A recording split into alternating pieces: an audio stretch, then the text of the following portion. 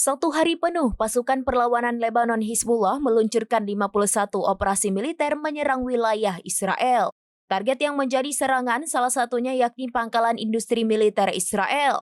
Operasi-operasi militer ini diluncurkan Hizbullah pada Minggu 24 November 2024. Dikutip dari Al-Mayadin via Tribun News pada Selasa 26 November, pangkalan industri militer yang diserang merupakan pangkalan Zevulon. Lokasinya berada di utara kota Haifa yang diduduki dan diserang dengan sebuah peluncur rudal. Hizbullah juga membombardir sebuah kamp pelatihan pasukan darat di utara Ayelet HaShahar dengan senjata yang sama.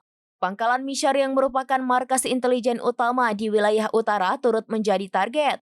Lebih jauh, Hizbullah menargetkan pangkalan Dado yang merupakan markas komando wilayah utara. Selanjutnya, perlawanan menargetkan pangkalan Angkatan Laut Haifa milik Angkatan Laut Israel. Pangkalan tersebut mencakup armada kapal rudal dan kapal selam. Rentetan serangan Hizbullah tersebut dilaporkan menggunakan salvo rudal yang sesuai.